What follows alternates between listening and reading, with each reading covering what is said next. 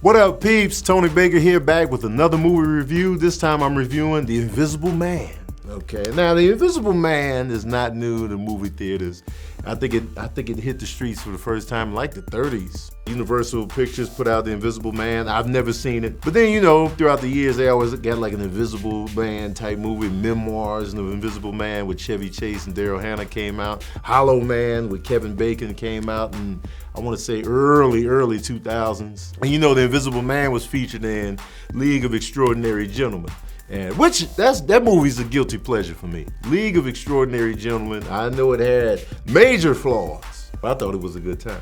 Anyway, The Invisible Man is back. It stars Elizabeth Moss as a woman who wants to escape an abusive marriage with her tech-savvy, he's probably a billionaire given the house that they lived in, tech giant, abusive husband. So she sneaks out, she escapes, and then when he commits suicide, she feels that it might be a hoax and that he might be haunting her somehow. And he's gotten into her mind so much that she really believes this dude is still with me somehow, even though he allegedly died. And nobody's buying that. Nobody's like, all right, man, you're tripping. It's a lot to take in. You've been through a lot, so of course you might be, feeling strange about everything because he dug into your psyche that much as an abusive husband. That's why you feel him. And she's like, no, there's something going on, guys. And so she's trying to set out to really prove I think he's still here somehow, just invisible. And that sounds crazy. That sounds crazy even in this review. Your best friend tells you, somebody was in this kitchen last night. I was like, what? Yeah, the box of cereal moved.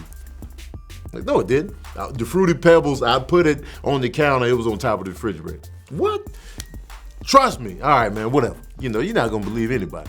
So it's a tough task. I will say this movie was directed well. It's from Lee Whannell, who directed Upgrade, which was one of the better surprises for me personally the summer it came out. If you haven't seen Upgrade, check it out. And he's back with this. Now, I would recommend too seeing this movie in Dolby Sound. The sound played a major factor in the suspense. And let me tell you something. The suspense this movie builds throughout the first half is crazy. Like your nerves are shot because you're like, my nerves are bad. So it's a lot of tension and it's a thriller for sure. And then once the poop hits the fan, I should say, it kind of switches gears a little bit and kind of turns into a little action piece a little bit. And so I like that dynamic. Like they kicked it up a notch. Elizabeth Moss' performance was one of the takeaways. Great performance. You really feel her going through the motions of coming out of an abusive relationship. She still has to heal from that. All the while, something is going on that she can't explain. The paranoia, the panic attack, the anxiety, you feel all of this. So you really feel the tension in this. And the tension is another takeaway. The tension is so high, you're like, God, I don't know what's gonna happen next. And you can't see the villain. You can't see the villain, man. That's a major key in this movie. And the Invisible Man is a villain. He is a straight up villain. There's some nice surprises in this joint, and it was a good time, man. But forget all that. Y'all want to know the smooth jazz review of The Invisible Man? Well, here it is. Oh, yeah. I'm giving The Invisible Man 4 saxophones out of 5. Executed well, man. But I'm paranoid now. Like, who's invisible out here?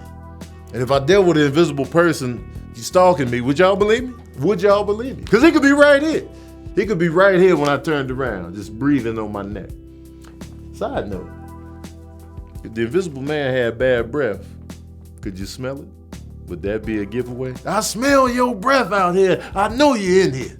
All right, peeps, that's my review of The Invisible Man. Let me know what you thought of the movie in the comments section below. Are you going to check it out? I recommend you guys check it out. It's a very entertaining movie, and it's already like a front runner, I would say, for one of the best of the year. Even though it's only February, it might be in the lead so far. I have to think about what I saw so far in 2020, but it's very good. I recommend check it out. Good date night movie, and let me know what you thought in the comment section below. Also, let me know what you thought of the League of Extraordinary Gentlemen and the other Invisible Man movies. And are you a fan of the Invisible Man genre?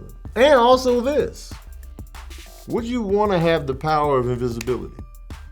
Like, I feel like, me personally, I feel like everything you would do with invisibility would be kind of seedy and criminal. I can't think of a good solid sound and morally just reason to be invisible. I can't think of anything. Maybe to see what they said about you when you left an audition or interview, but other than that, what are you really using it for? It's a seedy operation. Unless, of course, you were doing like missions, or if you were a soldier or something, then it would kind of make sense. But but that's a seedy thing too. Like, you about to kill somebody as an assassin for the government. I don't know, man. Man, you gotta be naked. Unless you get a suit made.